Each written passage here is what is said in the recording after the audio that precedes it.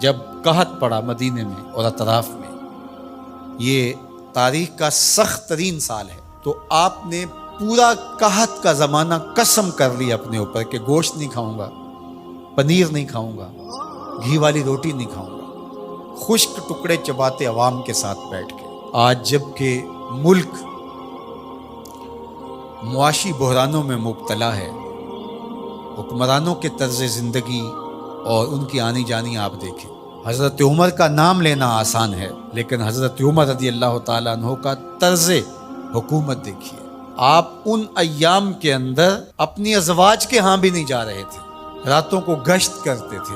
ایک سفر سے واپس آ رہے تھے تو راستے میں آپ نے رات کا قیام کیا تو دیکھا کہ ایک بچہ روتا ہے اور ماں چپ کرواتی ہے، تو آپ نے معلوم کیا کہ یہ بچہ کیوں روتا ہے، تو ماں نے بتایا کہ عمر نے ماہانہ وظیفہ مقرر کیا ہے اپنی رعایا کے ہر فرد کا، لیکن جو دودھ پیتے بچے ہیں ان کا وظیفہ مقرر نہیں کیا ہوا، تو میں بچے کو دودھ چھڑا رہی ہوں تاکہ اس بچے کا وظیفہ بھی مقرر ہو جائے۔ حضرت عمر روئے اور اسی وقت اعلان کروا دیا کہ دودھ پیتے بچوں کا بھی آج سے وظیفہ مقرر ہے۔ روئے جا رہے تھے اور ساتھ کہے جا رہے تھے، عمر تو نے کتنے بچوں کا حق مارا ہے، تو نے کتنے بچوں کا حق مارا۔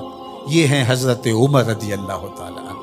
کفار کے لیے ان کی سختی، ایک وہ آپ کا باب ہے، ابو الخویسرہ ہو یا منافقین ہو، یا وہ شخص جو حضور کو کہتا ہے آپ عدل کیجئے، یا حضور کے فیصلے کا جو انکار کرتا ہے، حضرت عمر کی تلوار کیسے فیصلہ کرتی ہے، ایک وہ پہلو ہے، اور دوسرا رعایا کے لیے حضرت عمر رضی اللہ تعالیٰ عنہ کی یہ نرمی اور دل کے اندر یہ رقت اور یہ پیار، یہ حضرت عمر نے فلاحی ریاست کا وہ تصور دیا تھا جس سے اپنی رعایا کو اس طرح سے سہولت دی جاتی ہے۔ اسلام کا نظام رحمت ہی ہماری زندگی کی خوبصورتی کی ضمانت ہے۔ اس لیے میں تو یہی بات کہتا ہوں، اور گزشتہ سے پیوستہ کسی جمعہ میں نے یہ بات آپ سے کہی تھی کہ ہم نے کئی رنگوں کی جمہوریتیں بھی دیکھ لی، مارشل لاؤں کے نظم بھی ہم نے دیکھے، ہمارے درد کا مداوع کہیں بھی نہیں ہے، اور آج پھر آپ اسی سے علاج ڈھونڈ رہے ہو جو بیماری کا سبب اور ذریعہ ہوا۔ میر بھی کیا سادہ ہیں کہ بیمار ہوئے جس کے سبب اسی عطار کے لونڈے سے دوا لیتے ہیں۔ اس جمہوریت نے ہمیں دیا کیا ہے؟ ان دنوں کے اندر جو تماشا ملک میں لگا رہا، کہ آپ نے اس کو اپنی آنکھوں سے دیکھا نہیں ہے؟ کہتے ہیں کہ جمہوریت بہترین انتقام ہے۔ یہ کیا انتقام ہے؟ یہ تو عوام سے انتقام ہے، اور تمہارے اکاؤنٹ بھرتے ہیں اور تم پیسے بھر کے جو ہے وہ دیگر ممالک کے اندر شفٹ کر دیتے ہو، اور اس غریب عوام سے جو تم بدلہ لیتے ہو۔ غریب عوام تو وہاں کی وہیں ہے۔ یہ مختلف رنگوں کی جمہوریتیں، یہ مختلف رنگوں کی مارشل لائیں اور مختلف رنگوں کے نظام انسانیت کو کچھ نہیں دے پائیں گے۔ بتاؤں تجھ کو رمز آیا ان الملوک، سلطنت اقوام غالب کی ہے کہ جادوگری، خواب سے بیدار ہوتا ہے یہاں محکوم، اگر پھر سلا دیتی ہے اس کو حکمراں کی سہاری۔ دیوے استبداد ہے جمہوری کبا میں پائے کوب، تو سمجھتا ہے جس کو آزادی کی نیلم پری۔ یہ نیلم پری آزادی کی نہیں ہے، یہ دیوے استبداد ہے، یہ جبر و استبداد کا دیو ہے جس کے اوپر اوڑھنا اوڑھا ہوا ہے جمہوریت کا۔ اندر وہی خوفناک چہرہ ہے۔ یہ جمہوریت ہمارے درد کا مداوع نہیں، ہمارے دکھوں کا علاج نہیں ہے، ہمارے دکھوں کا مداوع ہے تو وہ نظام خلافت ہے۔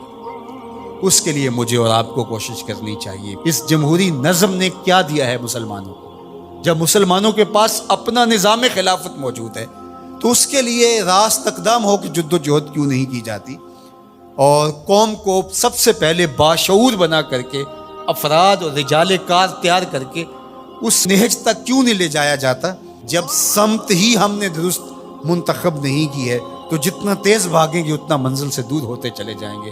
اس لیے اسلام کا نظام خلافت جس نے پرامن زندگی کا نور دیا، اسلام کا خلافت راشدہ کا دور دنیا کی تاریخ کا سنہرا دور ہے۔ تو حضرت عمر کا زمانہ دیکھیے اور ان کا انداز حکمرانی دیکھیے، فلاحی ریاست کا تصور دیکھیے، لوگوں کے حقوق جو انہوں نے دیے، یہ انسانیت کے حقوق کے چارٹر کے اندر جو باتیں لکھی ہیں، یہ چربہ حضرت عمر رضی اللہ تعالی عنہ سے لیا گیا۔ یہ سب سے پہلے قول حضرت عمر کا تھا کہ انسانوں کو ان کی ماں نے آزاد پیدا کیا ہے، کسی کو حق نہیں ہے کہ ان کو غلام بنا سکے۔ تو انسانی آزادی کا وہ تصور اسلام نے دیا ہے۔